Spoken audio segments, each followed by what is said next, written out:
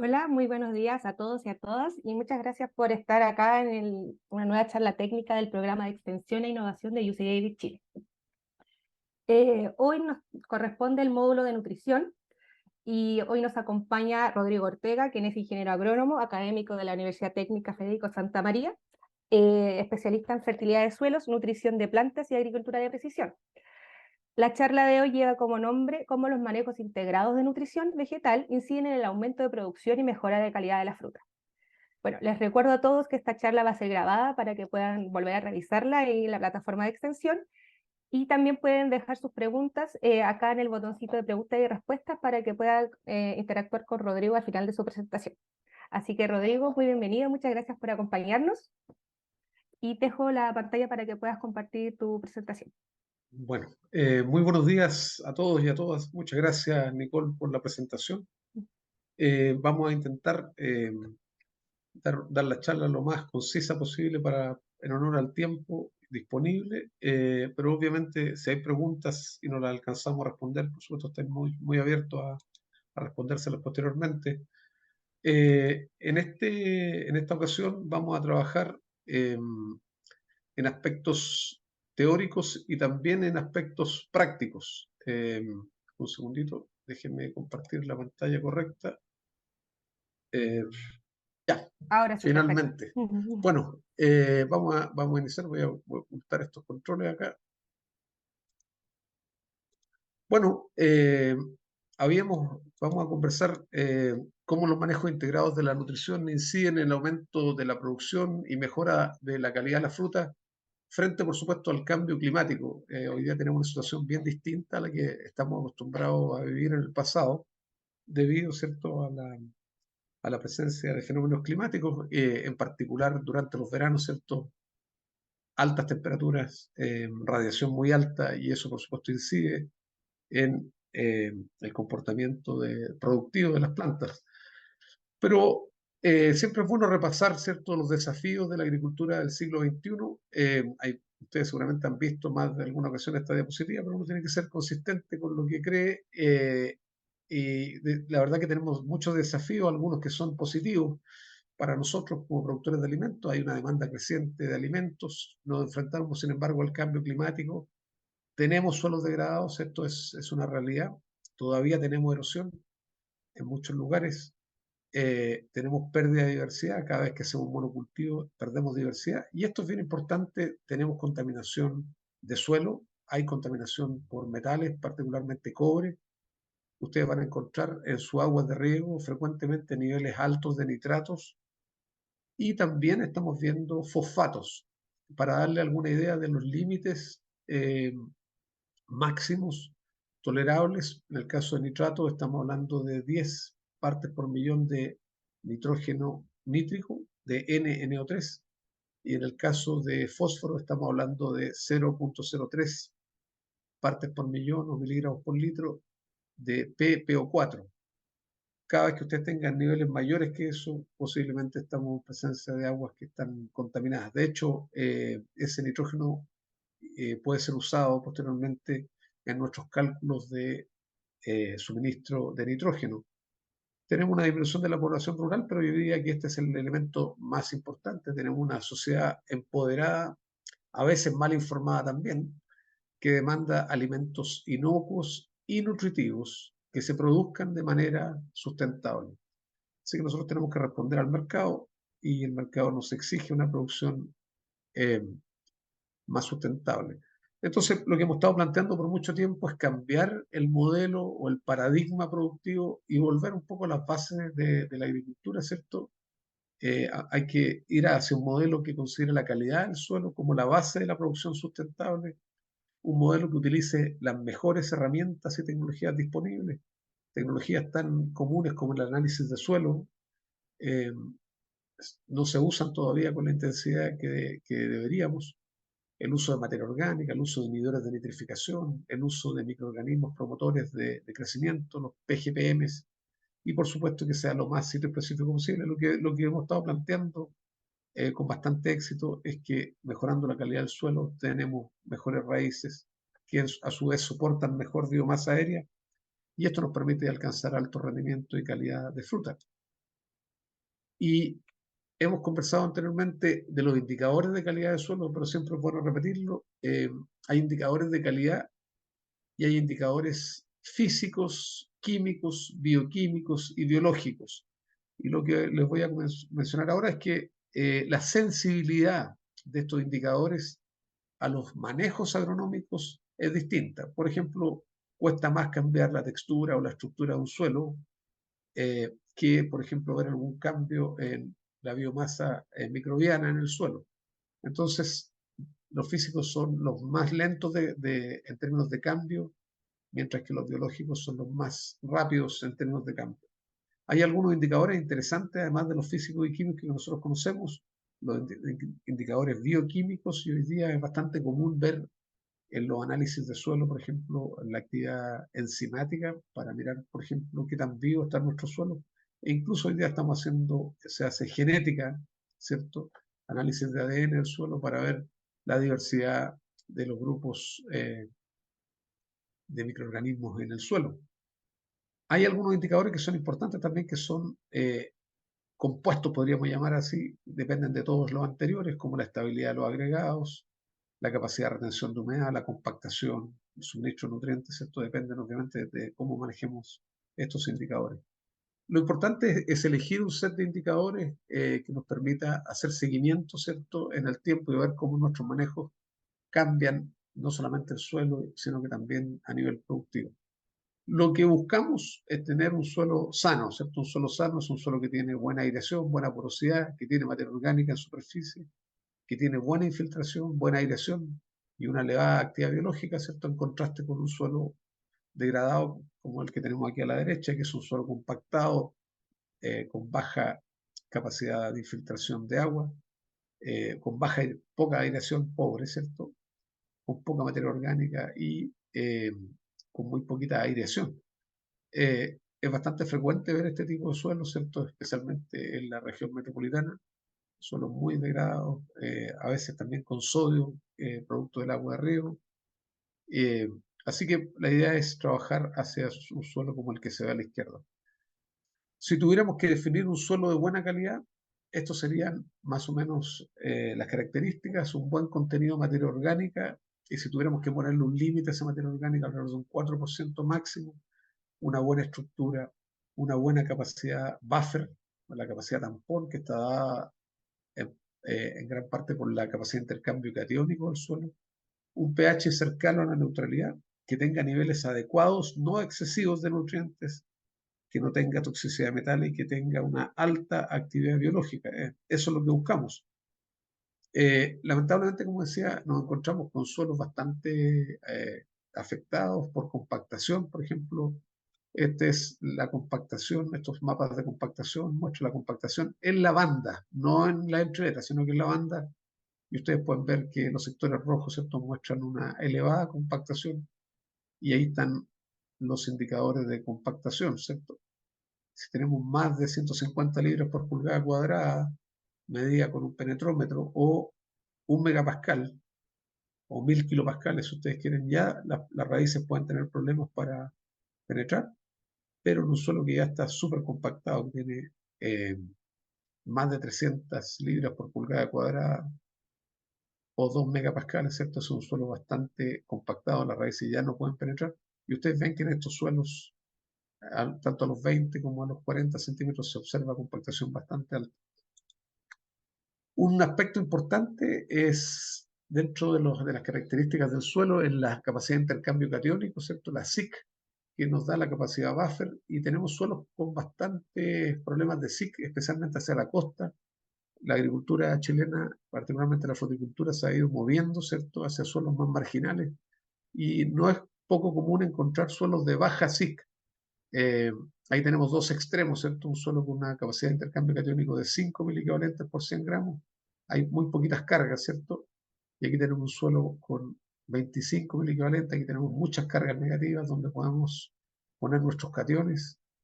¿Y qué pasa en estos suelos? Por ejemplo, si ustedes aplican potasio en grandes cantidades, no hay carga, ¿cierto?, suficiente para retener ese potasio, y este potasio termina perdiéndose.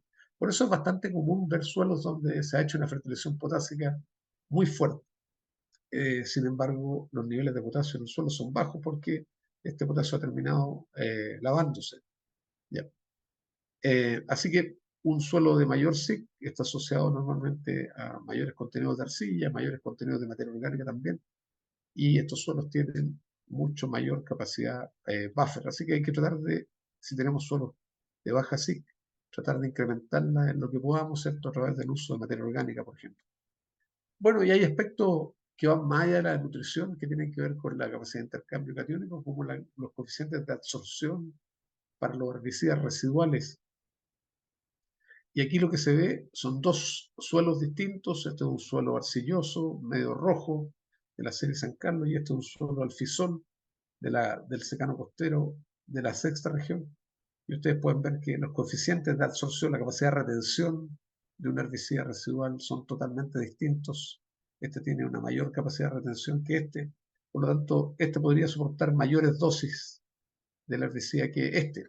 No olviden que muchas veces las dosis de etiqueta vienen para un suelo promedio, que tiene ciertas características, posiblemente un suelo franco arcilloso, que tiene sobre un 2% de materia orgánica, pero nos encontramos muchas veces, ¿cierto?, con suelos que tienen baja SIC, que tienen bajos contenidos de materia orgánica, por supuesto, donde tenemos menor capacidad de absorción y podríamos tener daño de herbicidas, ¿cierto?, a nivel del cultivo. Bueno, dentro de este contexto que hemos estado conversando de la calidad del suelo, está el manejo integrado de la nutrición, que como su nombre lo indica, es la integración de las mejores herramientas y tecnologías para hacer un manejo eficiente y sustentable de la nutrición. Por supuesto que este manejo integrado busca alcanzar los objetivos productivos de la empresa, ¿cierto? Que son altos rendimientos, calidad y un tercer elemento que es muy importante, la estabilidad de la producción. No sacamos nada con tener un año un rendimiento muy grande y en el siguiente año, ¿cierto? Que ese rendimiento caiga violentamente, que se ve, ¿cierto? En algunos casos. La idea es sostener los rendimientos en el tiempo con buena calidad. Y aquí hay algunos elementos del manejo integrado y ustedes ven que aparece la materia orgánica como un elemento central, la analítica de suelo, el ajuste de dosis, ¿cierto? Que son bien importantes, las enmiendas de suelo. Vamos a estar trabajando en algunos de estos elementos, ¿cierto? Los microorganismos también, ¿cierto? Y uno puede ir usando, integrando estos elementos, ¿cierto? Finalmente para hacer un manejo lo más eficiente y sustentable de la nutrición. Pero para entender un poquito el manejo de la nutrición integrada, nos tenemos que ir un poco al equilibrio que existe entre la fase sólida del suelo y la solución del suelo. Cada vez que nosotros mojamos un suelo, el suelo entrega nutrientes a la solución. O sea, existe un equilibrio, ¿cierto?, entre esta fase sólida y la solución del suelo. ¿Ya? Por ejemplo, el potasio que está en la arcilla, ¿cierto?, es liberado una vez que nosotros mojamos el suelo, hace la solución del suelo. ¿Ya? Pero este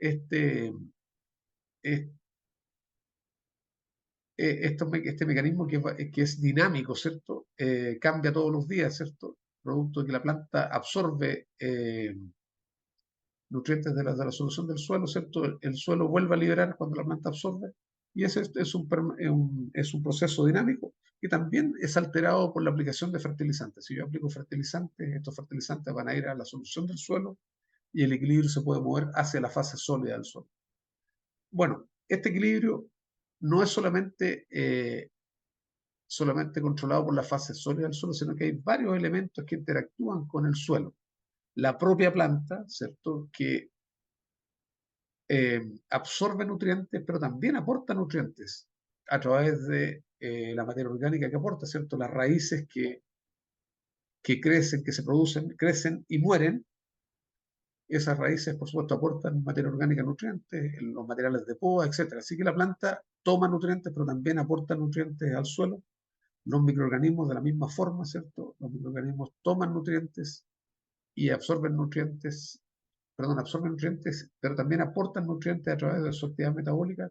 Las propiedades químicas, por ejemplo, como el pH, controlan también cuánto nutriente llega a la solución. Las propiedades físicas también, por ejemplo, un suelo arcilloso eh, libera más lentamente sus cationes que un suelo arenoso.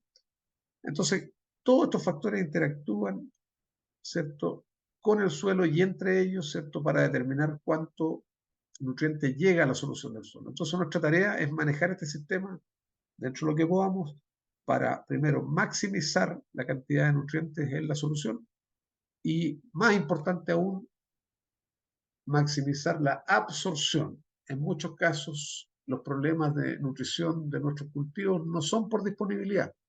Hay suficientes nutrientes, normalmente los problemas son por absorción. Entonces la idea es trabajar ambos conceptos, aumentar la disponibilidad y, por supuesto, la absorción de nutrientes. Miremos un poquito la parte de los microorganismos que se conoce a veces un poco menos.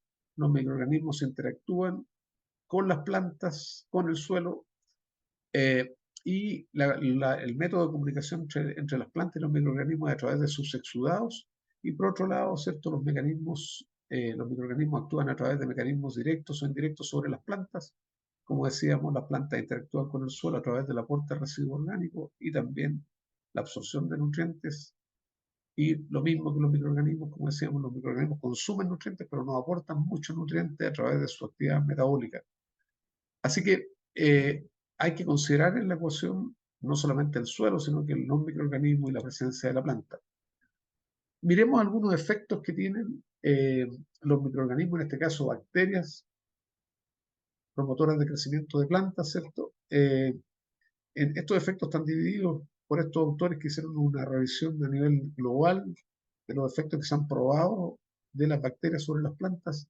Ellos los dividieron en efectos directos e indirectos, pero si ustedes pueden ver acá, hay una lista de efectos, por ejemplo, hay microorganismos que producen hormonas, ¿cierto?, que afectan directamente el crecimiento de raíces, por ejemplo, la fijación de nitrógeno, la solubilización de fósforo y otros nutrientes, la producción de sideróforos, que son estructuras que permiten quelatar los metales y hacerlos más disponibles, la degradación de contaminantes. Esto es muy importante, el mejoramiento del suministro de nutrientes a través de la mineralización, la producción de antibióticos, la supresión de enfermedades y la inducción de resistencia sistémica. Esto es bien importante frente, por ejemplo, a los estrés, no solamente bióticos, sino que también abióticos, como la alta radiación o alta temperatura.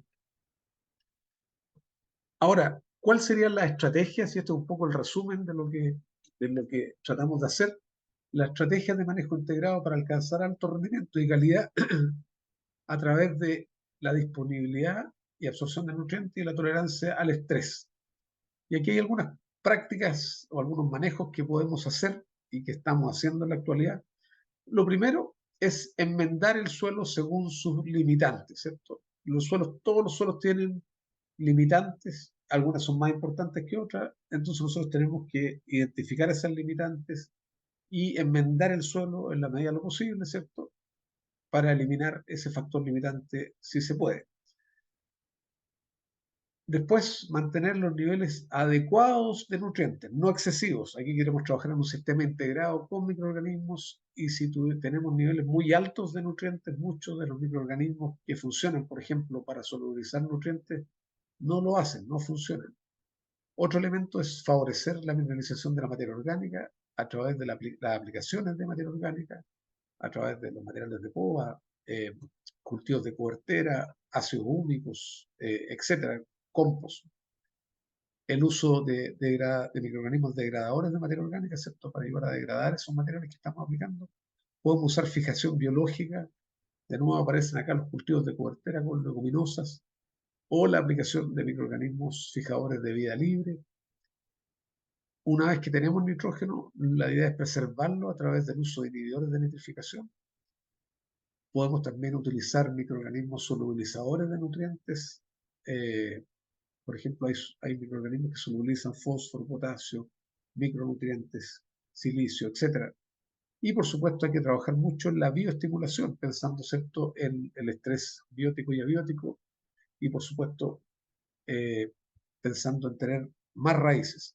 Así que la bioestimulación a través de microorganismos o a través del uso de algas, ¿cierto?, para desarrollar raíces y para inducir de alguna manera resistencia sistémica.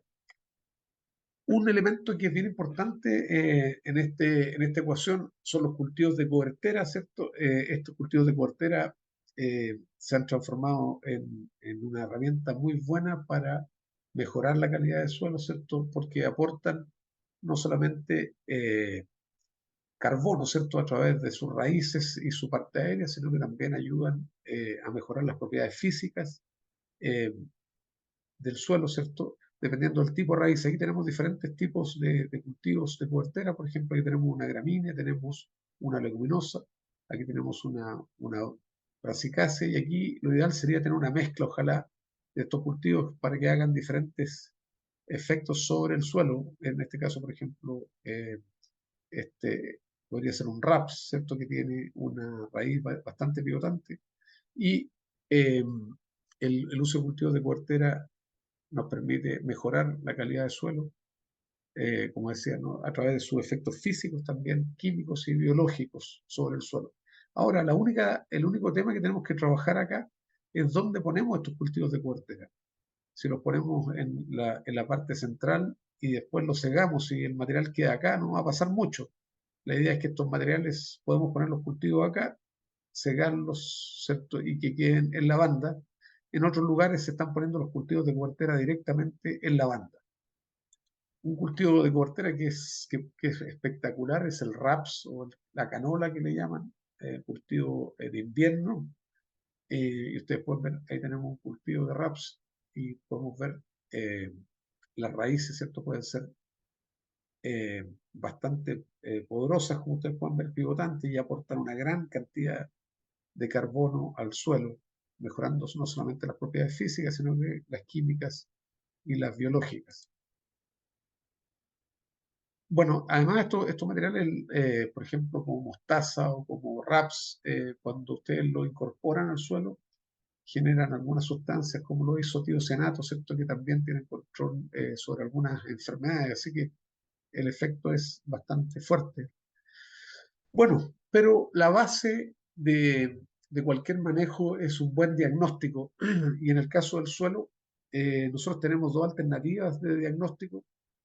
Una es a través de un muestreo compuesto, donde lo que nosotros estimamos básicamente es el promedio de la propiedad de interés, por ejemplo, el promedio de fósforo, el promedio de potasio, el promedio de arcilla, el promedio de arena, etcétera. Y la otra alternativa es tener un mapeo detallado donde nosotros conozcamos la distribución completa y podamos saber dónde están los problemas. ¿Ya? Una cosa muy importante cuando hacemos muestreo compuesto, cuando tomamos una sola muestra para representar el promedio, es el número de sus muestras.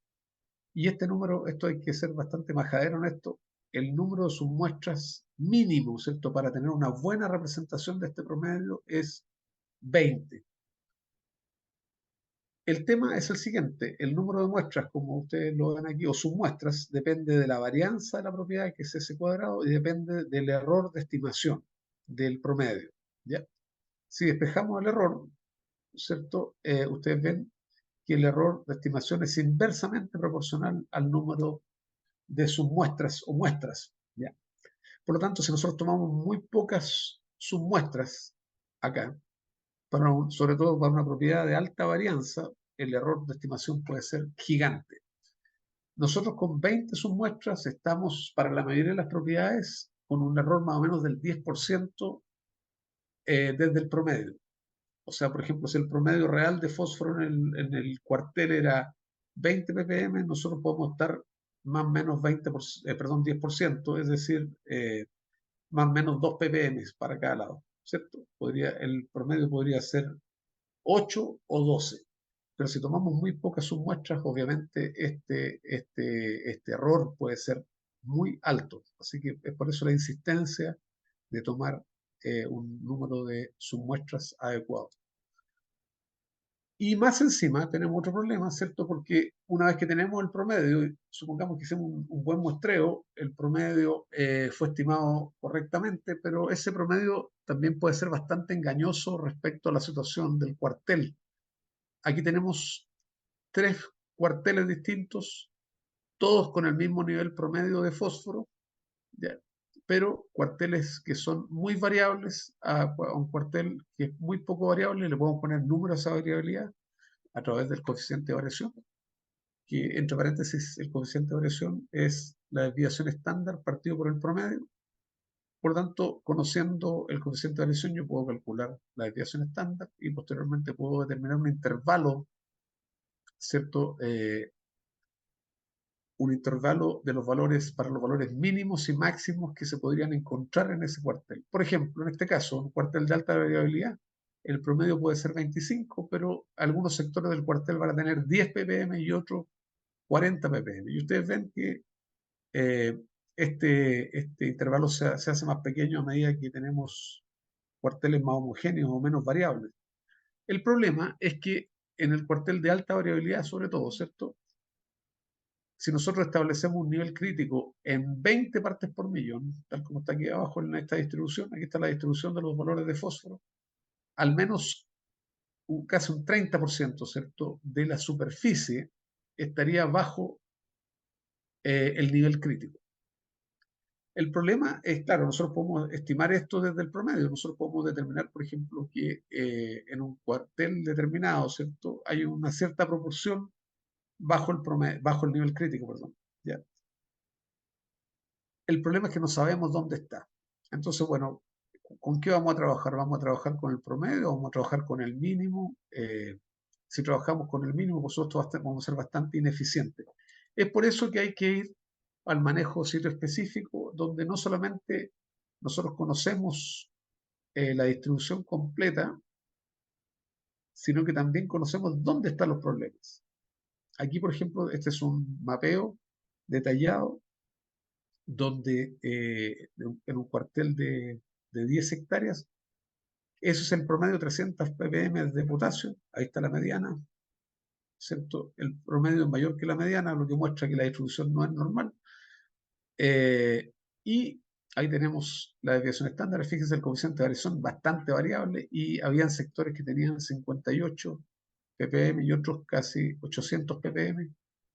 Y si yo establezco el nivel crítico en alrededor de 250 ppm, puedo determinar que alrededor de un 30% del área está bajo el nivel crítico, pero lo importante cuando nosotros tenemos los datos de mapeo es que sabemos exactamente dónde está el problema.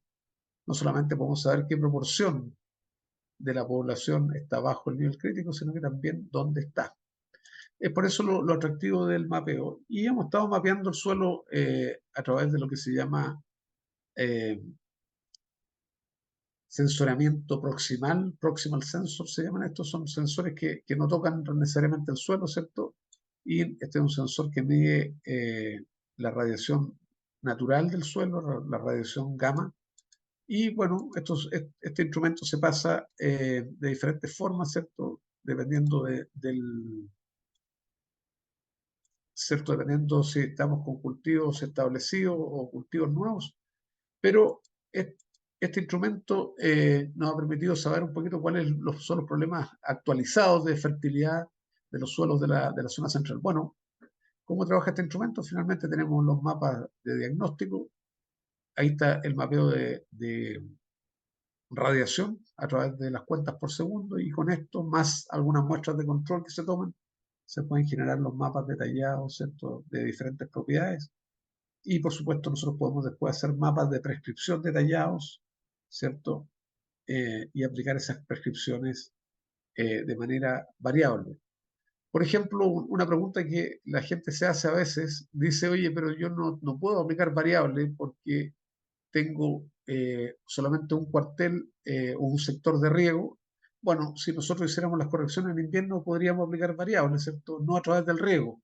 Pero si quisiéramos hacerlo a través del riego, lo normal aquí es aplicar el, la prescripción más frecuente. Por ejemplo, si ustedes se fijan en este caso, el color más frecuente sería este valor, 640 kilos. ¿Ya? Entonces, claro, uno podría eventualmente tomar la información de un mapa y aplicar la prescripción más frecuente. Eso es mucho mejor que trabajar con promedios. ¿Ya? Y podemos hacer mapas de prescripciones bastante sofisticados, ¿cierto? A través de mapas de materia orgánica podemos determinar las dosis de inhibidor de nitrificación o de sustancias húmicas o incluso de microorganismos. ¿Ya? Y el criterio de aplicación sería el que les comento, el valor o el color en este caso más frecuente. ¿Ya? Bueno, pero esta tecnología nos ha servido para saber el estado de los suelos chilenos y y yo les voy a presentar alguna información actualizada. Seguramente ustedes han visto estos datos a lo mejor anteriormente, pero no son iguales porque en este caso los actualizamos. Si usamos estos niveles críticos, ¿cierto? Eh, de nutrientes en el suelo y nosotros los aplicamos, nos encontramos con esta situación. Esto está actualizado con más hectáreas. Yo había tenido datos anteriormente de alrededor de 2.000 hectáreas, ahora le agregamos más de 1.300 hectáreas más, ¿cierto? Y vamos sumándole cada vez que tengo tiempo, lo voy haciendo. En este caso, en el área frutícola de Chile, ¿cierto? Que va más o menos desde el límite norte de la metropolitana o sur de la región de Valparaíso, ¿cierto? Hasta la región del Maule, alrededor de un 56% de los cuarteles estudiados requiere encalado. Los suelos se han acidificado o tienen, por ejemplo, altos niveles de cobre o otros metales, ¿cierto? Por lo tanto, requiere ser encalado. Esto es bien importante, casi el 60% de los suelos. El 20% de los suelos requiere la aplicación de materia orgánica como enmienda y esos suelos, este nivel de materia orgánica deseado depende, por supuesto, del tipo de suelo, no es un valor constante, pero como les decía, en muchos suelos no debería exceder el 4%. Así que 20% de los suelos requerirían enmienda orgánica, 32% de los suelos requerirían fósforo, potasio alrededor de un 40% y magnesio apenas un 5%. ¿Ya? Pero lo más preocupante es esto que ya lo había mostrado anteriormente, pero ahora tenemos más datos todavía y ustedes ven que tenemos que alrededor de un 45% del área estudiada tiene niveles altos de cobre, es decir, más de 10 partes por millón. Y un 7% del área estudiada tiene niveles considerados tóxicos de cobre, es decir, más de 50 partes por millón. Ahora, ¿cómo ha llegado ese cobre ahí? Bueno, en el caso de la región de O'Higgins, efectivamente hay una historia de cobre presente en el río Cachapual, pero eso no, hoy día no ocurre porque ya no hay al cobre en el río, eh, pero ya pero antiguamente, ¿cierto? En los años 70 y 80, claro, la gente regaba con el Cachapual y venía cobre en el agua. Hoy día no es la situación. La mayoría del cobre que nosotros vemos hoy día, incluso en suelos que no tenían cobre, es producto del manejo, de las aplicaciones, ¿cierto? Para el control de cáncer y otras enfermedades del tipo bacteriana, ¿cierto? Eso nos ha ido generando una acumulación de cobre en el suelo. ¿Ya? Bueno, y obviamente el cobre tiene un efecto negativo sobre la actividad biológica del suelo y también sobre la raíz. Aquí tenemos una relación entre el cobre soluble, el cobre en la solución del suelo, y la actividad de esta enzima, que es una enzima eh, que determina las tasas básicamente de mineralización del carbono de alguna forma, y ustedes pueden ver cómo cae la actividad enzimática a medida que aumentamos la concentración de cobre soluble. Así que el cobre pasa a ser un elemento bastante importante que tenemos que considerar en nuestros manejos. Ahora, nosotros hemos hecho algunos estudios y les quería contar esto que podría ser también una solución, no es la solución óptima, pero teníamos la siguiente situación. Este es un suelo que tenía niveles muy altos de cobre y se hizo un mapeo previo a la construcción de camellones y posteriormente se mapeó el camellón para ver los cambios en diferentes propiedades del suelo y se calculó este indicador, ¿cierto? Que es el valor de antes menos el valor que se obtenía después de hacer el camellón, ¿cierto? Todo esto al cuadrado sumado, dividido por n y la raíz, y después con eso calculamos un porcentaje de cambio. ¿Ya? Esto es, si ustedes ven, hay palto entre medio, y esto es lo interesante. Ahí tenemos, por ejemplo, el pH, lo que había antes de hacer el camellón y lo que había después, y la verdad que el pH cambió poco, tuvo un porcentaje de cambio de alrededor de, de 7%, ¿cierto? Una pequeña disminución del pH, ¿cierto? Como ustedes pueden ver acá, pero en realidad el pH no cambió mucho después de hacer camellones. La materia orgánica sí, perdimos toda la materia orgánica, ¿cierto? Lo que hicimos fue mezclar el suelo y ustedes pueden ver cómo cambió en los primeros 30 centímetros del camellón versus lo que había anteriormente, y ustedes ven los cambios. La materia orgánica cambió casi en un 90%, cayó la materia orgánica dramáticamente. El potasio, nosotros hicimos corrección de potasio acá cuando se construyeron los camellones y efectivamente lo logramos, quedamos cerca de los 300 ppm, muy parejo, así que efectivamente cuando uno hace estas correcciones se logra eh, que el suelo quede bastante homogéneo en términos de potasio. Ya, aquí tenemos un cambio positivo porque aquí se aplicó potasio, ¿cierto? Y este es lo que les quería comentar respecto al cobre. Claro, al mezclar el suelo, tomar suelo de la parte superior, de alguna manera mezclarlo para hacer el camellón. El camellón es bastante alto, como ustedes pueden ver. Miren cómo baja el cobre, teníamos niveles altísimos de cobre, y posteriormente tenemos niveles ya bastante más bajos. Así que esta podría ser una medida que podríamos hacer cada vez que vamos a replantar un suelo que tiene cobre, es diluir, ¿cierto? Mezclar el suelo. El problema es que junto con el cobre también, ¿cierto? Nuestra materia orgánica que está en superficie cae dramáticamente, entonces tenemos que empezar un plan de manejo aquí para mejorar esos niveles de materia orgánica. ¿Ya? Bueno, ¿cómo calculamos las dosis de nutrientes? O ya sea para corrección o para fertilización durante la temporada, ¿cierto? Estas son un poquito las recomendaciones en el caso del nitrógeno, hacer un balance entre la demanda y el suministro. En el caso de fósforo, construir y mantener, lo mismo que para potasio y magnesio. Y en el caso de los micros, las decisiones binarias, ¿cierto? Aplicamos o no aplicamos porque las cantidades que se aplican son muy bajitas, ¿ya? Entonces vamos a hacer un pequeño cálculo de enmiendas, ¿cierto? Les voy a mostrar acá un Excel que después se los vamos a compartir, por supuesto. Aquí, este es un análisis de suelo, ¿cierto? No sé si lo están viendo, me imagino que sí.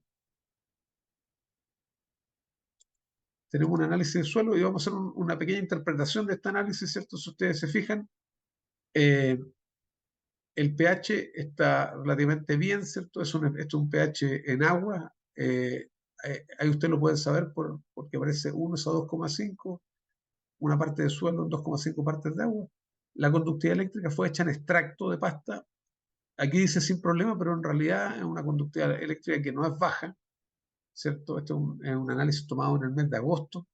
La materia orgánica alrededor de un 4%, ¿cierto? Y hay bastante nitrógeno residual. Si ustedes ven nitrógeno residual, amonio, nitrato y la suma, hay alrededor de 40 partes por millón de nitrógeno residual. El fósforo eh, está bien entre 20 y 30 tal vez, ¿cierto? Pero uno podría, si quisiera llevarlo un poquito más arriba, tal vez a 30. El potasio está bajo, nosotros quisiéramos 250 partes por millón.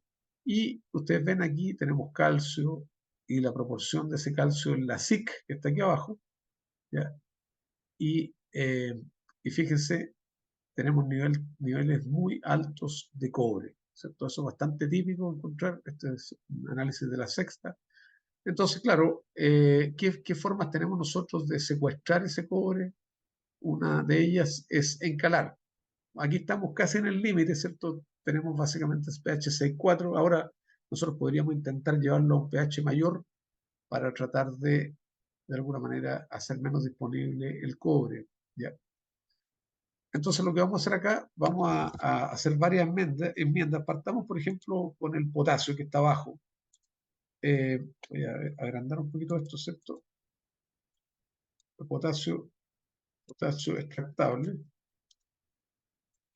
era 103 ppm, esto miligramos por kilo, acuérdense exactamente lo mismo que ppm, ¿ya? Y nosotros queremos llevarlo a 250. Esta es nuestra meta, ojalá llevarlo a 250. Y en este caso, ¿cierto? ¿Qué cálculo vamos a hacer? La dosis de corrección de potasio sería igual a lo que nosotros deseamos menos lo que tenemos. Si queremos trabajar, esta es una muestra a 30 centímetros, vamos a llevarlo a kilos por hectárea multiplicando por 3. Este 3 considera una densidad aparente de 1 pero eso es para pasar ppm, kilos por hectárea, se multiplica por 3. Si queremos pasar a K2O, es por 1.2, ¿cierto? Y si queremos corregir solamente la banda, supongamos que este fuera un cultivo establecido, pongamos una banda del 50% de la superficie total, y esta sería nuestra dosis, ¿cierto? Esto sería en kilos de K2O por hectárea. Esa sería nuestra dosis, ¿cierto? La corrección es bastante fácil. Lo que queremos menos lo que teníamos por 3 por 1,2 dividido por 2. Esta sería la dosis de corrección de potasio. Y obviamente, si estamos en la sexta, posiblemente no hay problemas de cloro. Yo podría usar un fertilizante como cloruro de potasio, ¿cierto? Y este tiene un 60% de potasio, dividimos por 0.6 y ahí nos da, esta sería nuestra enmienda. Y la idea sería aplicarla ojalá en invierno, ¿cierto? Con fertilizantes convencionales para llevar este valor a, 100, perdón, a 250 partes por millón. ¿Ya? Esa es la forma de corregir el potasio. Otra corrección que podemos hacer, ¿cierto? Es la aplicación de yeso, por ejemplo, y en este caso, a pesar que hay bastante calcio, si ustedes ven aquí, pero la saturación de calcio es baja, ¿ya? O sea, un 63% de la SIC, que está acá, que es 20, es calcio. Supongamos que nosotros queremos mejorar la estructura del suelo, queremos meter bastante calcio pensando en la calidad de la fruta, etc. Una de las cosas que podemos hacer aquí es, tenemos saturación de calcio, ¿cierto? 63%. 63, aquí vamos a poner el signo, y aquí queremos llevarlo al 80%. ¿Ya? Supongamos que yo quiero que el 80% de la SIC sea calcio. De paso, voy a aprovechar de botar este sodio, ¿cierto? Que no está tan bajo. Se fija, de hecho, hay más sodio que potasio. Si ustedes se fijan aquí, hay 0,26 miliequivalentes por 100 gramos de potasio y hay el doble casi de sodio. Entonces, cuando apliquemos calcio como yeso, vamos a aprovechar de botar de eliminar este sodio. ¿Ya? Entonces, ¿cómo lo vamos a hacer? La diferencia aquí es 80 menos 63, ¿cierto? Es un 17% y ese es un 17% de la SIC. Entonces necesito el calcio a aplicar.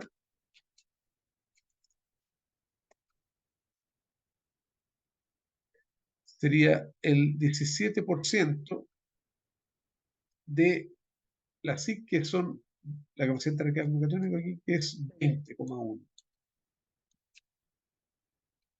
O sea, necesito aplicar 3 miliequivalentes por 100 gramos de suelo. Esto es lo que necesito aplicar. 3 miliequivalentes, 3,4 miliequivalentes de calcio. ¿Ya? Y esos 3 miliequivalentes, ¿cierto? Se los quiero convertir ahora a yeso. ¿Qué es lo que vamos a hacer? Vamos a tomar estos 3,4 miliequivalentes, lo vamos a multiplicar por el peso equivalente del yeso, que es 86, pero como tenemos aquí miliequivalentes por 100 gramos de suelo, lo quiero llevar a miligramos por kilo, multiplico por 10, por 3 para pasar a kilos por hectárea, y dividido por 2 para llevar a la banda. Entonces, de acuerdo a nuestro cálculo, tendríamos que aplicar alrededor de 4.400 kilos de yeso, ¿cierto?, para llevar la saturación de 63 a 80. ¿Ya? Esa es una forma. La otra forma, mirando la saturación, la otra forma es sencillamente mirar el valor de calcio. Por ejemplo, si ustedes tienen 5 miliequivalentes, lo quieren llevar a 6, tendrían que poner un miliequivalente y hacen el mismo cálculo. Ese miliequivalente lo multiplican por 860, por 3 y lo dividen por 2. Y ahí les va a dar la cantidad de calcio para subir un miliequivalente. O la otra alternativa es calcularlos en base al sodio que queremos remover, ¿cierto? En este caso serían casi 0,5 miliequivalentes y el cálculo es exactamente igual. ¿Ya? Bueno, Rodrigo, ¿aló? sí, Disculpa. sí, sí. Lo que pasa es que preguntan aquí si es que puedes repetir la fórmula de reposición de potasio. Ah, sí, no es problema. En el caso de potasio, eh, básicamente yo establezco el potasio deseado, ¿cierto? La meta,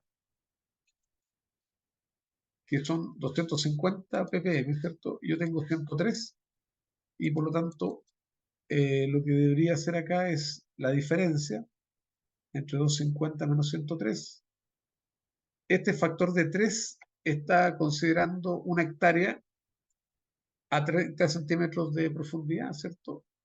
Con densidad 1, ¿ya? Densidad de suelo, la densidad del suelo de 1 gramo por centímetro cúbico, ¿ya? Y después se multiplica por 1,2 para pasar a K2O, ¿cierto? A K2O. Y se divide por 2 si es que lo queremos llevar a la banda, ¿ya? Y eso es exactamente, pues, ahí nos da esa cantidad de potasio, en unidades de potasio, ¿cierto? ¿Ya? Ok, Eso muchas es. gracias. Bueno, y en el caso del fósforo, que también se lo voy a explicar, porque el fósforo un poquito más, no es directo como el caso de potasio, porque este fósforo es un índice de disponibilidad. Es un índice de disponibilidad. No es necesariamente que este fósforo, yo lo puedo convertir a kilos por hectárea, ¿cierto? Pero eso es matemático, pero eso no quiere decir que efectivamente ese fósforo va a estar disponible, porque depende mucho de qué extractante estemos usando. Si yo uso, por ejemplo, el extractante Olsen que nosotros usamos, sacamos un número, pero si yo uso otro extractante que se llama Melic, voy a sacar otro número. Si uso Brave, voy a sacar otro número. Por lo tanto, el fósforo eh, el fósforo es un índice de disponibilidad, no es realmente el valor de disponibilidad. Entonces, necesito, para hacer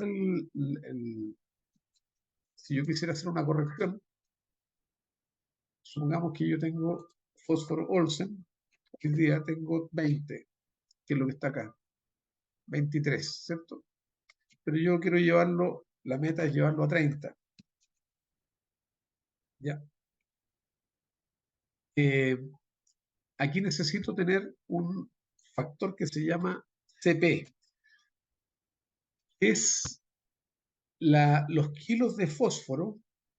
Voy a poner un valor que se puede usar, ¿cierto? Que serían 10, como nosotros no estaba exactamente, que serían los kilos de P para subir un ppm de fósforo Olsen.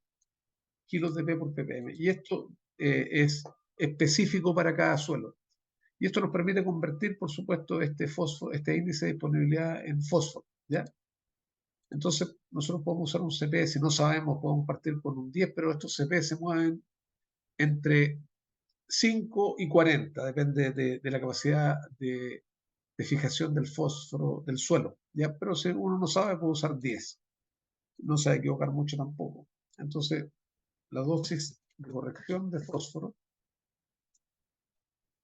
acuérdense, es corrección, ¿ya? Sería los 30, bueno, o acá mejor con fórmula, esto menos esto, ¿ya? Por el CP, estos kilos de P por hectárea por ppm, en ese caso serían 10 y por 2,29, que es para pasar a P2O5, ¿cierto? Y eso nos da, estos son kilos de P2O5 por hectárea. O sea, si yo uso SCP, obviamente esa sería la cantidad de fósforo para llevar de 23 a 30. Ah, me faltó aquí dividir por 2, si lo llamo a la banda. Ups, me equivoqué aquí. 2,29 dividido por 2, ahí sí. Eso es. Apenas 80 kilos en la banda para cambiar ese fósforo de 23 a 30. ¿Estamos claros? Así que, bueno, ese es el tipo de enmienda. Si queremos, por ejemplo, calcular el pH, la cal, por ejemplo, vamos a hacer el ejercicio a pesar de que este suelo tiene un pH bastante decente, pero podríamos llevarlo más arriba, supongamos por el cobre, como tengo cobre alto, vamos a inventar, ¿cierto? pH es 6,4, supongamos que yo lo quiero llevar a 7, ¿ya? Pensando en el cobre. Nosotros cuando hay cobre presente recomendamos tener un pH sobre 6,5, ojalá, ¿ya? Pero en este caso supongamos que lo quiero llevar a 7 por efectos de cálculo, la dosis de cal es igual a el pH deseado menos el pH inicial dividido por 0,1 unidades de pH y por un factor que se llama la capacidad buffer del suelo, ¿ya? Que es las toneladas de cal para subir 0,1 unidades de pH. Entonces, por ejemplo, si para un suelo promedio ese valor sería 0,5 toneladas para subir 0,1 unidades. Entonces aquí necesitaríamos 3 toneladas de cal, pero como yo voy a corregir solamente la banda, esto sería alrededor de 1,5 toneladas. ¿Ya? Ese factor va, la capacidad buffer del suelo, va entre 0,3 más o menos toneladas para subir 0,1 unidades de pH a 1 toneladas para subir 0,1 unidades de pH. ¿Ya? Esta es la capacidad buffer. Si nosotros estamos en un suelo promedio, pueden usar la dosis, o sea, un 0,5, ¿cierto? Si estamos en un suelo más del sur, más fijador, podemos usar 1. Ahora, si uno quiere saber exactamente cuál es la capacidad buffer, lo mejor es mandar a hacer una curva en calado, ¿cierto? A su laboratorio de preferencia, ¿ya? Pero esto se puede hacer. Aquí hay una pregunta, ¿por qué dividí por 2 al final en el caso del fósforo? Es por si yo quisiera corregir a la banda. Si es un cultivo establecido, ¿cierto?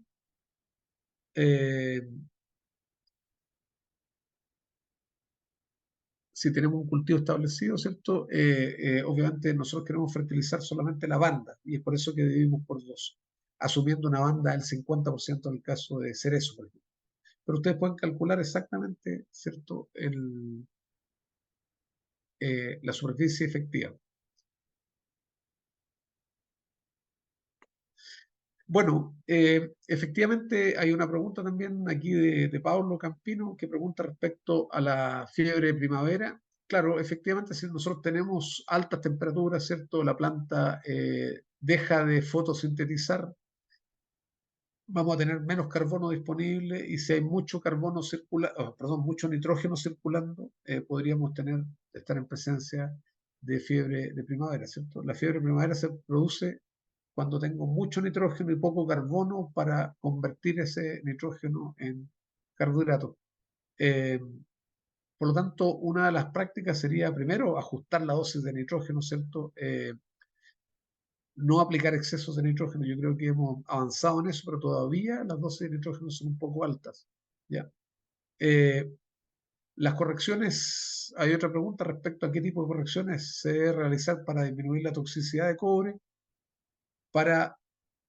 Lo importante, el cobre siempre va a estar ahí, lamentablemente. Una vez que el cobre llega al suelo, ahí se va a quedar. Pero sí nosotros podemos hacer algunas cosas para evitar que ese cobre llegue a la solución. Y tenemos dos herramientas básicamente, o tres podríamos decir. Una es mantener los pH lo más alto posible, ¿cierto? O sea, si ustedes tienen un suelo ácido, hay que llevarlo a pH 6,5 o más. Esa es como primera medida. Lo segundo es secuestrar ese cobre a través del uso de ácidos húmicos. No se le ocurre aplicar guanos ni materiales muy lábiles que se descompongan muy rápido, porque lo que podríamos hacer es disponibilizar más el cobre. Entonces, si queremos secuestrar cobre, el segundo elemento es ácidos húmicos. Y el tercer elemento es el uso de microorganismos, ¿cierto? Los microorganismos generan mecanismos de protección, ¿cierto? Para salvarse de la toxicidad de cobre y eso, por supuesto, ayuda también a la planta. Hay un cuarto elemento que podrían evaluar tal vez, que es el uso de algas que tengan altos contenidos de alginato, ¿cierto? Y ese alginato también puede ayudar a sacar sales y metales, ¿ya? Respecto al tipo de cal para aplicar al suelo, lo ideal es hacer correcciones invernales, ¿cierto? Con cal, carbonato de calcio, ¿ya? Si tuvieran problemas de magnesio, además, cambien la fuente, en vez de usar carbonato de calcio, usen carbonato de calcio y magnesio, ¿ya?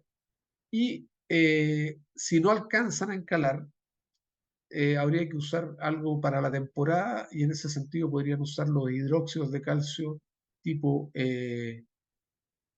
líquidos, ¿cierto? Que son suspensiones en realidad que se pueden inyectar a través del sistema riego. ¿Ya? Bueno, no sé si eso respecto a las enmiendas. De todas formas, yo les dejé aquí una tablita. No sé si están viendo, no están viendo. Acá. Hay una tablita, ¿cierto? Donde aparece los suelos de la zona central, suelos de la zona sur. Y aquí lo que hay es las recomendaciones, los mismos cálculos que les enseñé, ¿cierto? Y para correcciones invernales, corregido a la banda. Por ejemplo, si yo quiero subir un ppm de fósforo, para subir un ppm de fósforo, hacer una corrección invernal, tendría que aplicar 25 kilos de superfosfato triple. Si quiero subir 3 ppm, perdón, un ppm de potasio, tendría que aplicar 3 kilos de cloruro de potasio. Y aquí está la cantidad de yeso, de magnesio para subir un milicovalente por 100 gramos o un centimol por kilo, que es lo mismo. ¿Ya? Y aquí está la dosis de cal, los kilos de cal por cada 0,1 unidades de pH. Así que es cosa de multiplicar acá. Por ejemplo, si yo necesito subir una unidad de pH, y aquí tengo kilos por 0,1 unidades, esto lo multiplico por 10, serían 10.500, perdón, 2.500 kilos. ¿Ya? Y posteriormente, por supuesto, se pueden aplicar, si ustedes, hay gente que lo hace masivamente y en ese caso no hay que dividir por 2 o por el factor que sea, y hay gente que lo hace directamente en la banda. ¿Ya? Bueno, sí, bueno, respecto a las consultas, en suelos que tienen alto porcentaje de limo, el yeso sirve para mejorar la estructura, claro. Eh, el yeso, el calcio en general, ¿cierto? Aplicado como fertilleso, cuando no tienen, el fertilleso se aplica normalmente cuando ustedes no tienen problemas de pH, ¿ya? Eh, pero el calcio en general, ¿cierto? Lo que hace es eh, acercar las partículas del suelo, ¿cierto? Así que si yo quiero mejorar la estructura, obviamente el calcio es un elemento esencial, pero también un segundo elemento para estructurar el suelo es el uso de materia orgánica y los microorganismos también. Entre estas tres cosas, calcio, materia orgánica y microorganismos, generan lo que llamamos la agregación biológica. ¿Ya? Había otra consulta que no alcancé a ver, pero bueno. Sí, Rodrigo, te iba a comentar Sí, si podemos dejar las preguntas para el final, para poder, porque ya estamos un poquito pasado en el tiempo, para que alcancemos a terminar tu presentación y después vemos las preguntas. ¿Te sí, parece? voy a Ya, ir saltando perfecto. algunas cositas que van a quedar. Bueno, en el caso de una vez alcanzados, ¿cierto? Los niveles críticos, la fertilización solamente se hace bastante más sencilla, ¿cierto? Porque lo que tendría que es aplicar es básicamente la mantención, ¿ya? Y eso es bien importante. Hay una diferencia entre extracción y demanda. ¿Ya? La extracción es la cantidad de nutrientes exportada en el fruto, mientras que la demanda es el total de nutrientes que se requiere para hacer producir la planta, incluyendo fruta, hoja, raíces, etc. Entonces aquí tenemos un ejemplo. Supongamos que tenemos cerezo 15 toneladas. Estas son las demandas tomadas de esta tabla. Aquí tenemos kilos por tonelada, ¿cierto? El cerezo demanda 90 kilos de nitrógeno, 20 de fósforo, 120 de potasio. Supongamos que yo hice las correcciones de fósforo y potasio en invierno. Lo único que tendría que aplicar no es la demanda completa, sino que la extracción, lo que sale en el fruto, que es aproximadamente la mitad de la demanda. O sea, debería aplicar apenas 10 kilos de fósforo y 60 kilos de potasio. ¿Por qué? Porque yo ya hice la corrección en invierno. En el caso del nitrógeno, un poco distinto, aquí tenemos que hacer un balance, ¿cierto?, entre lo que el cultivo demanda y el suministro. Por ejemplo, si aquí tenemos 90 kilos de nitrógeno para 15 toneladas, tenemos que ver cuántos son los aportes, y los aportes vienen dados por el nitrógeno que hay en el suelo, el nitrógeno que viene en el agua de riego y el nitrógeno que se va a mineralizar. ¿Ya? Para que usted tenga una idea de cuánto nitrógeno hay en el suelo, el nitrógeno residual, ustedes si hacen un análisis ahora en agosto, por ejemplo, y ustedes miran el análisis, miren este mismo análisis que estábamos trabajando, que es el análisis de agosto, fíjense el nitrógeno disponible, 40 partes por millón. Si lo quieren convertir a kilos por hectárea, toman esas 40 de nitrógeno, ¿cierto? Lo multiplican por 3, ¿cierto? Partes por millón por 3 kilos por hectárea y lo dividen por 2 si lo quieren llevar a la banda. O sea, en ese suelo ya hay 60 kilos de nitrógeno. Y nosotros necesitamos aquí 90 para 15 toneladas. O sea, ya tenemos, aquí tenemos 60. Supongamos que no viene nitrógeno en el agua, siempre viene algo, pero supongamos que no. Y lo otro que nos falta es estimar cuánto nitrógeno se va a mineralizar, ¿ya? Y esa mineralización de nitrógeno se obtiene también desde el análisis de suelo. Ustedes toman la materia orgánica, que es 3,8 en este caso.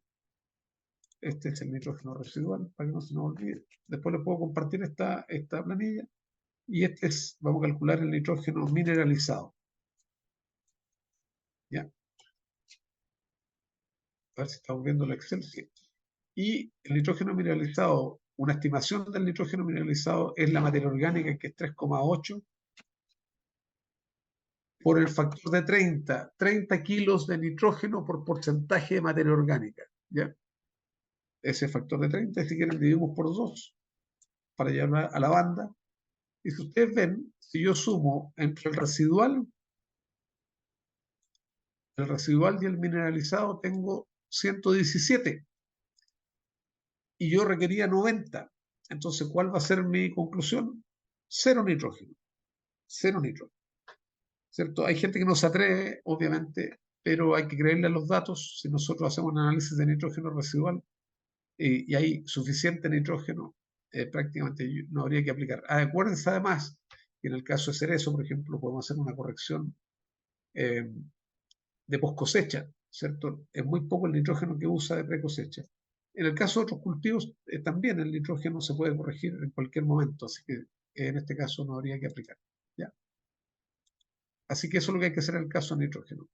Bueno, estas figuras muestran cuánto nitrógeno puede aportar dependiendo del nitrógeno disponible, ¿cierto? Habíamos dicho en este caso 20 partes por millón, ahí está la cantidad de nitrógeno, dependiendo de la densidad del suelo. Y el agua de riego también puede aportar dependiendo de los volúmenes de agua que usemos y las concentraciones de nitrógeno en el agua, ¿ya?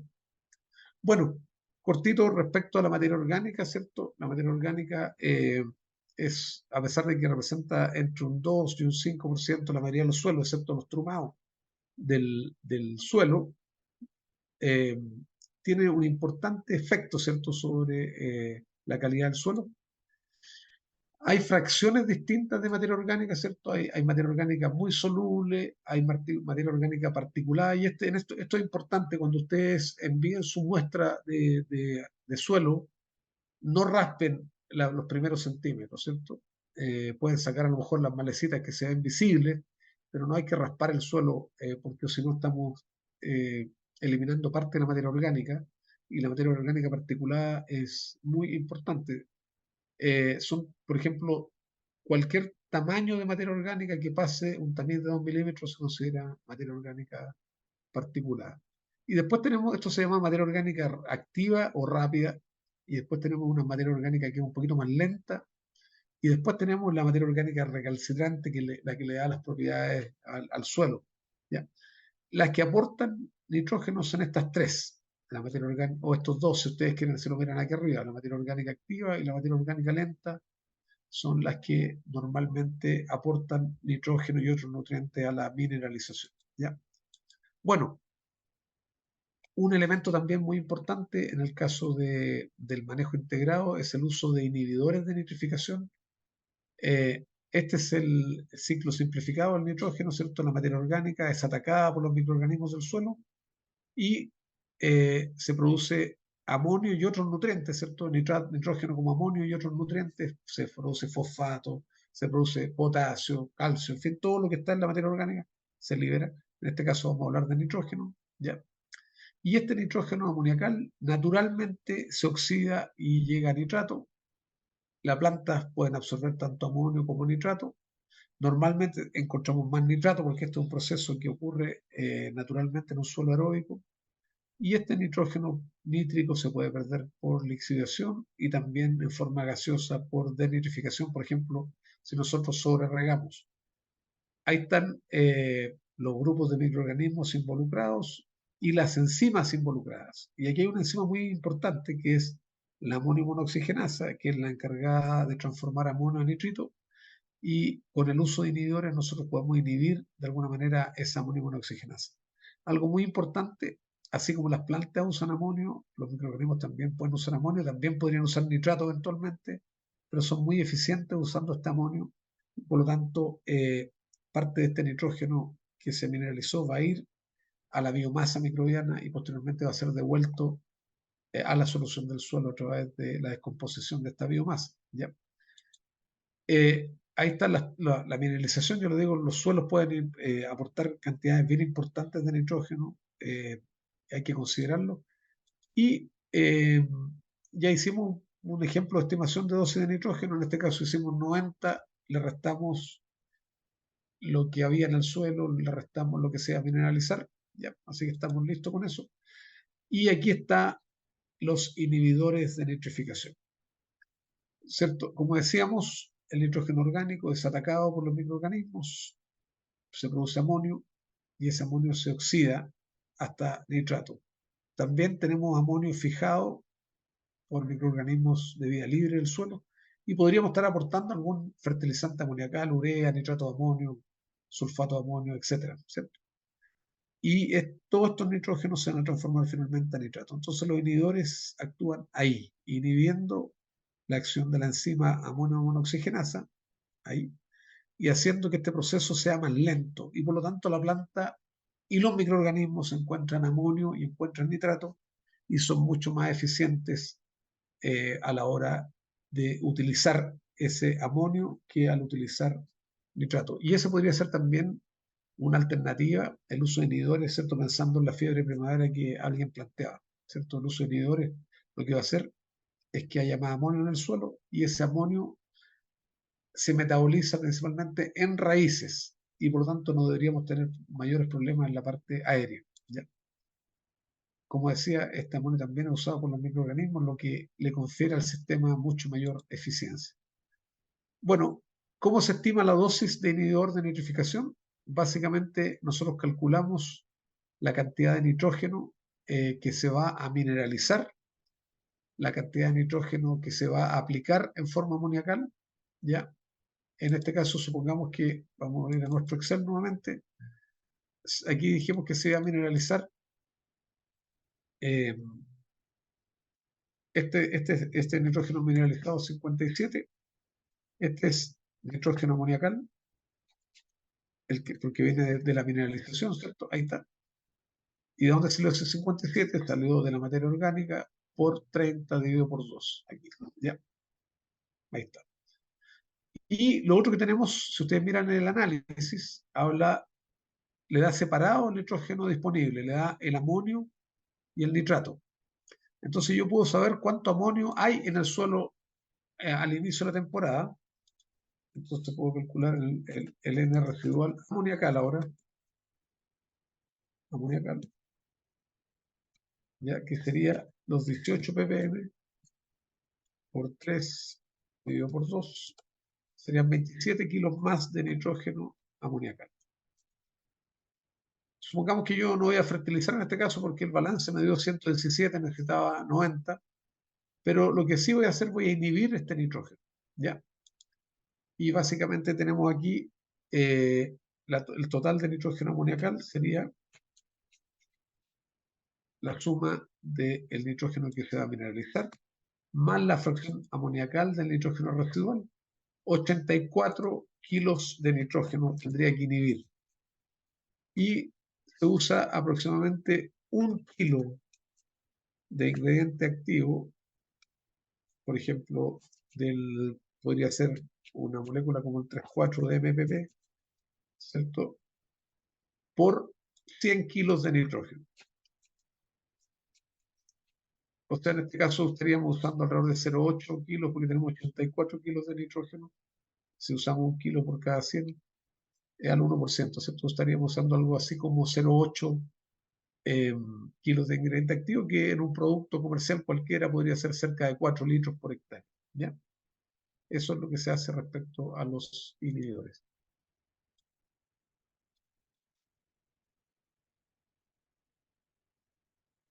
Algo pasó aquí.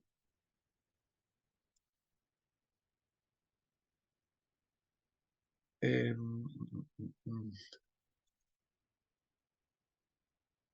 no sé por qué. Ahora Puedes dejar de compartir y compartir de nuevo, porque a lo mejor estás sí, se pegó. compartiendo. Se Claro. pegó. Espera un segundito. Voy a.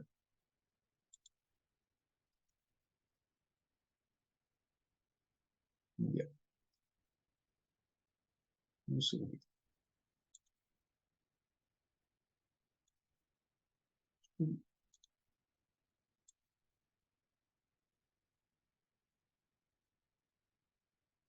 Esta es. Ya. Bueno, esa es la estimación de la dosis de inhibidor, ¿cierto? Bueno, y respecto a los microorganismos, hay microorganismos que fijan nitrógeno, no vamos a detener mucho en esto, pero si usamos microorganismos fijadores de nitrógeno, no olvidar el fósforo.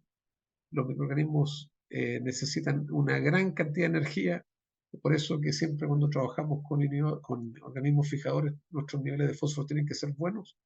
Pero una cosa muy importante también, no podemos tener excesos de nitrógeno. Si hay excesos de nitrógeno, los fijadores no van a funcionar. Aquí tenemos un ejemplo, la tasa de fijación, ¿cierto? En función del nivel de nitrógeno en el suelo. Cuando el nitrógeno es alto, en este experimento alto se consideró apenas 125 kilos de urea. Es nada, ¿cierto? Y ya se considera alto, fíjense que la tasa de fijación es bajísima. En cambio, cuando tenemos poco nitrógeno, la tasa de fijación es mucho mayor, casi 3 veces. Entonces, si queremos trabajar con fijadores de nitrógeno, tenemos que controlar nuestras dosis de nitrógeno. Bueno, y respecto a la materia orgánica, no se olviden, la materia orgánica lo primero que impacta son las propiedades biológicas, las cuales a su vez impactan las propiedades químicas, las propiedades físicas y, por supuesto, raíces, rendimiento y calidad. Estos son los efectos de la aplicación de materia orgánica. Aplicamos materia orgánica al suelo, aumenta la actividad de los microorganismos nativos, se produce descomposición, la agregación, ¿se acuerdan que hablábamos de la agregación? Los factores que influyen en la agregación de suelos, calcio, materia orgánica y microorganismos, ¿cierto? Se generan suelos supresivos, se producen algunas sustancias promotoras de crecimiento, si hay sustancias tóxicas, estas son degradadas, se liberan nutrientes, ¿cierto? A través del proceso de mineralización. Y todo esto se logra con la adición de materia orgánica, pero si nosotros queremos asegurar además la actividad biológica, podríamos inocular con algún inoculante PGPR, bacterias principalmente, ¿cierto? Hay otro tipo de inoculantes, pero las bacterias son bastante flexibles porque se instalan directamente a trabajar en la rizósfera. Bueno, y hay microorganismos que solo utilizan fósforo, no me voy a detener mucho en eso, pero lo que se ve, de nuevo quería insistir en este punto, los microorganismos fijan o funcionan en la medida de que se requiera. Por ejemplo, fíjense ustedes acá, aquí se hizo un experimento donde se aplicó carbono como sustancia única, se aplicó un consorcio de microorganismos que tenía solubilizadores de fósforo y después medimos la actividad de esta enzima, que es la fosfatasa alcalina, y ustedes ven que en varios cultivos disminuyó incluso la actividad de la fosfatasa alcalina respecto a la línea base, solamente aumentó la actividad en un cultivo. Y si uno analiza por qué pasó esto, es porque en los cultivos, en este caso cerezo y nectarín, tenían altos niveles de fósforo en el suelo. Por lo tanto, no se requería que los microorganismos funcionaran. En cambio, en el ciruelo, en este caso, teníamos muy poquito fósforo Olsen y también casi nada de fósforo soluble. Y eso, por supuesto, hizo que la actividad de la enzima fuera mayor. Es decir, los microorganismos funcionan cuando no encuentran el nutriente para el cual fueron eh, seleccionados, ¿cierto? ¿Cuáles son las fuentes de materia orgánica? Compost maduro es una posibilidad. Este compost aporta carbono, materia orgánica, aporta nutrientes también, y también un compost de buena calidad aporta microorganismos benéficos al suelo. Por supuesto que tiene que ser un compost bueno, eh, que no tenga tampoco contaminación, por ejemplo, por patógenos como Escherichia coli o Salmonella. Tiene que ser un microorganismos benéficos. Podemos usar estiércoles, pero estos estiércoles hay que mirarlo como fertilizantes. Y la dosis de los estiércoles o guanos estabilizados, ¿cierto? Debería ser máximo 2 toneladas por hectárea.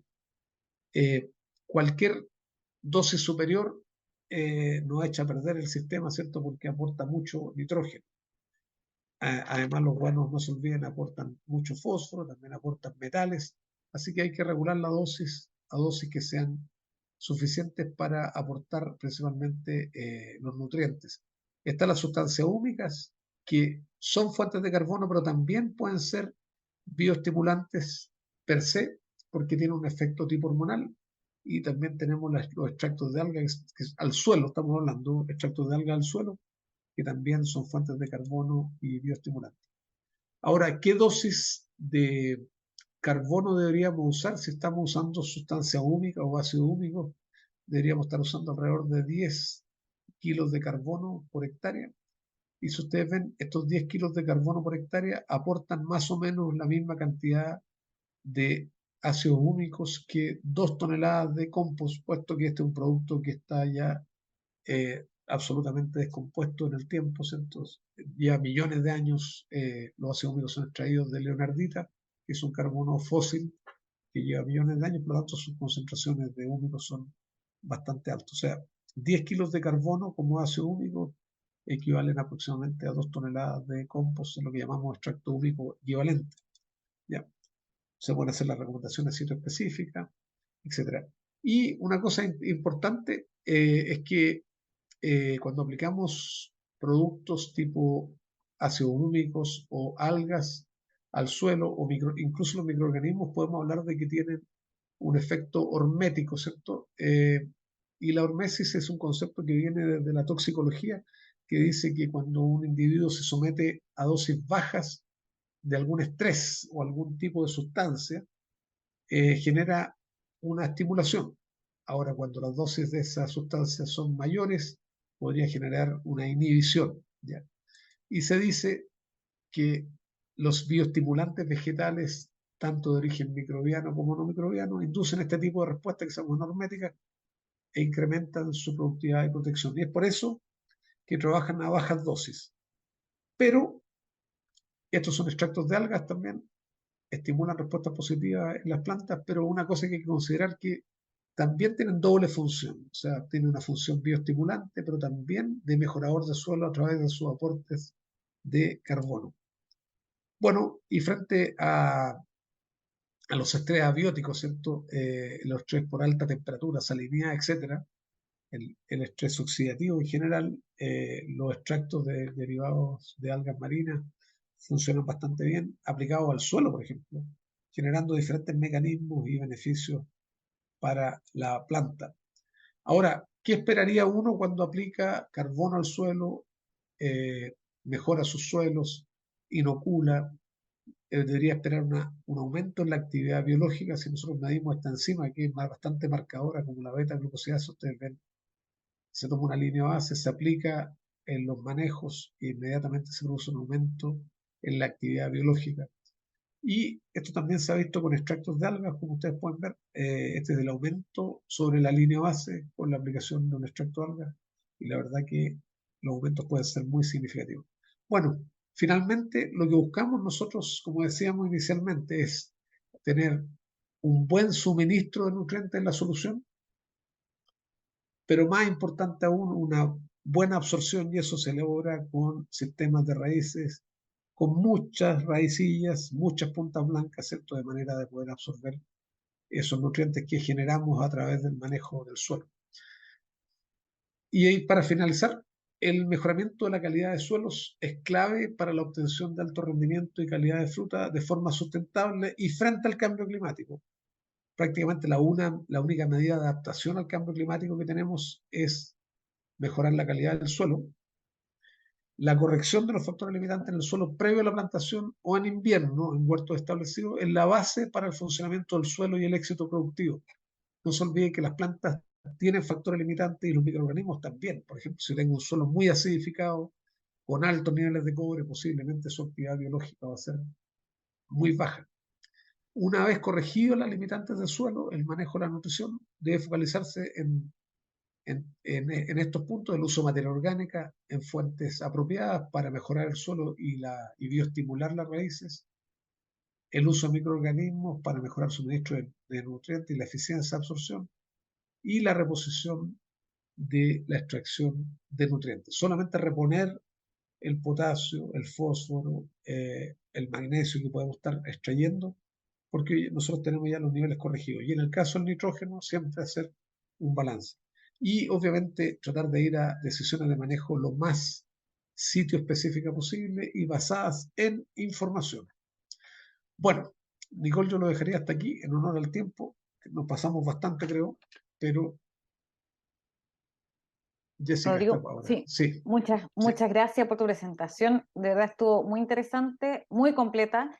Y bueno, los invito a todos que después puedan volver a revisarla porque era mucha información y cosas nuevas, me imagino, para varios. Sobre todo la parte de los cálculos. Como decías tú, nos vas a enviar este Excel.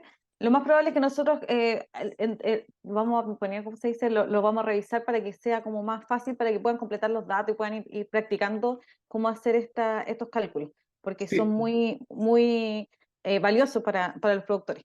sí. Y quedan algunas preguntas, no sé si las Yo, puedes yo las responder. contesta, sí, las respondería porque son muy interesantes, muy buenas preguntas. Ya, Les te las voy agradezco, por leyendo si supuesto. quieres. No, yo las estoy leyendo aquí, Eh, sí, ya, bueno, aquí los tengo. Por ejemplo, eh, obviamente ahí están los rangos de compactación, ¿cierto? Como decíamos, si tengo más de 2 megapascales de presión medidas con este penetrómetro o 300 libras por pulgada cuadrada, ¿cierto? Eso significa alta compactación y las raíces ya no pueden penetrar por un tema físico, tampoco hay oxígeno, ¿cierto? No hay raíces, por lo tanto, y por lo tanto se afecta la absorción de agua y nutrientes. O sea, la compactación es un tema clave y nosotros la solucionamos tratando de agregar el suelo. Lo agregamos con calcio, con materia orgánica y con microorganismos, ¿ya? Después, los hidróxidos de calcio. Los hidróxidos de calcio, su función principal es básicamente control de pH, ¿cierto? El, el, el, y por supuesto aporte de calcio. Así que su uso está recomendado cuando ustedes tengan altos niveles de cobre, por ejemplo, no alcanzaron a encalar, o tengan toxicidad de manganeso, en el caso, por ejemplo, de nogales, bastante frecuente. Y por supuesto, o pH bajos en general, pueden usar hidróxido de calcio y ese hidróxido además va a aportar algunos kilos de calcio, que no es mucho, pero el hidróxido de calcio tiene que verse como un manejo que hacemos durante la temporada, pero hay que corregir, ojalá, durante el invierno con cal. ¿Qué se refiere cuando llegamos a la banda? Nosotros trabajamos como tenemos riego localizado, ¿cierto? Hay un ancho alrededor de la hilera de plantación, una banda, ¿cierto? De trabajo. Entonces uno puede calcular el área efectiva, ¿cierto? Donde hay agua, básicamente. Y en el caso de muchos cultivos, como el cerezo, nosotros consideramos que trabajamos con el 50% de la superficie del suelo. Pero eso se calcula, ¿cierto? Se calcula dividiendo el 100 metros, ¿cierto? Dividido por la distancia entre hileras, da el número de hileras, por el ancho de la banda, ¿cierto? Eso nos da la superficie, ¿cierto? La superficie efectiva, ¿ya? Sí, aquí hay otra pregunta de Porfirio. Habla al encalar, efectivamente, el aporte del calcio que hace la cal va a ser muy importante para la calidad de la fruta y va a haber suficiente calcio en el suelo, sin duda, y ese calcio va a estar disponible para la planta, ¿ya? No hay que hacer ningún cálculo respecto al aporte, basta con que nosotros tengamos niveles buenos de calcio, eso significa 5 miliequivalentes de calcio hacia arriba por 100 gramos de suelo en el análisis, ¿ya? Y aún la última pregunta de Lucia Squi, me gustó la pregunta porque dice, me llama la atención la dosis de 2 toneladas por hectárea de estiércol o guano, ¿cierto? Cuando se habla de 7 a 10 toneladas. Bueno, lo que pasa es que 7 a 10 toneladas me aportan un nivel excesivo de nitrógeno, de fósforo, ¿cierto?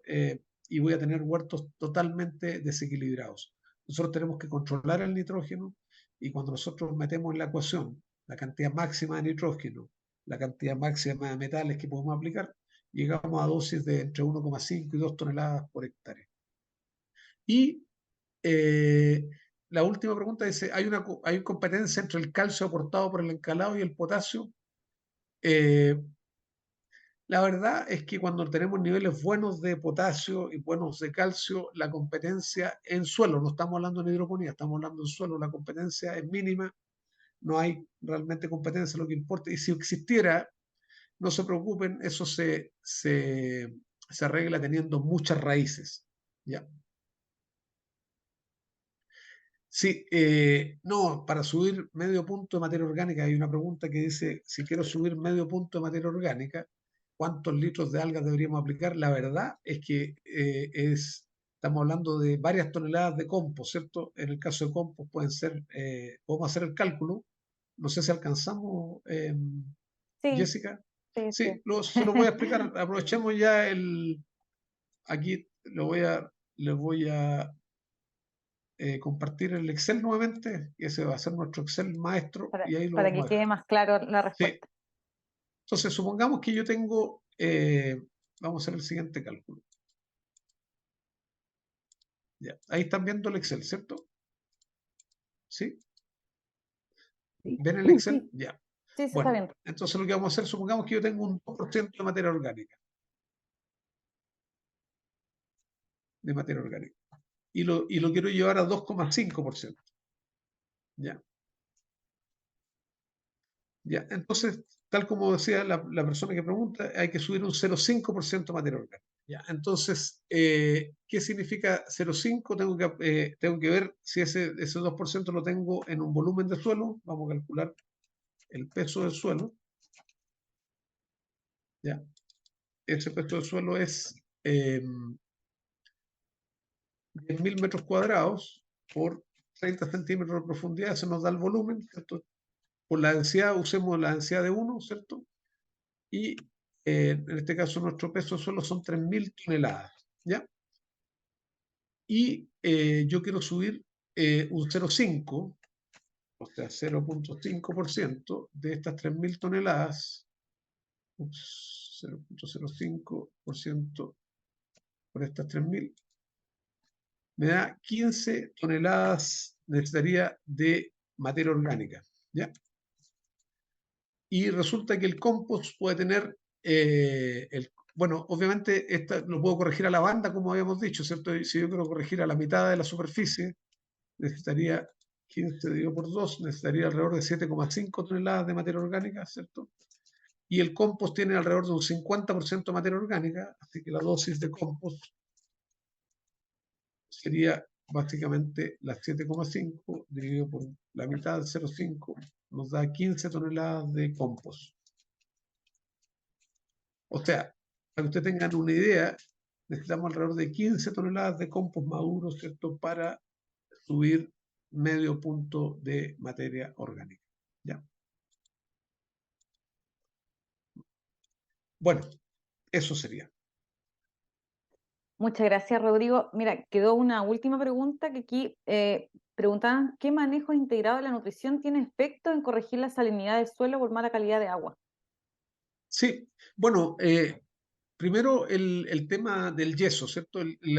Cuando tenemos, por ejemplo, estamos aquí en la zona del Maipo, el agua del Maipo trae calcio, pero también trae bastante sodio, y por supuesto el suelo se tiende a sellar, así que la aplicación de yeso ayuda obviamente a mejorar el suelo. La aplicación de sustancias húmicas, ¿cierto? También nos permite secuestrar sales. Lo importante es que las sales no lleguen a la solución, ¿cierto? Mm. Un tercer manejo es la aplicación de algas y microorganismos. Los microorganismos también secuestran sales. Y una última manejo que es muy importante, ustedes tienen que ajustar las dosis de fertilizantes aplicar ojalá sus correcciones en invierno, pero durante la temporada deberían trabajar con dosis mínimas de fertilizantes, porque no se olviden que los fertilizantes también aportan a la salinidad. Sí, efectivamente. Muchas gracias, Rodrigo, nuevamente. Una Ya, muy pues que buena estén muy bien. presentación y como decía, a las participantes pueden volver a ver la presentación y ahora haciéndole pausa y para poder ir tomando Sí, apuntes tranquilamente. Así bueno, que muchas ahí gracias. les vamos a dejar el Excel para que también También, se los voy a para que mandar. lo puedan revisar. Muchas gracias. Bueno, que Que estén estén muy muy bien. bien. Chao a Chao, todos, que saludos a estén muy bien. todos. Buen día. Chao, chao.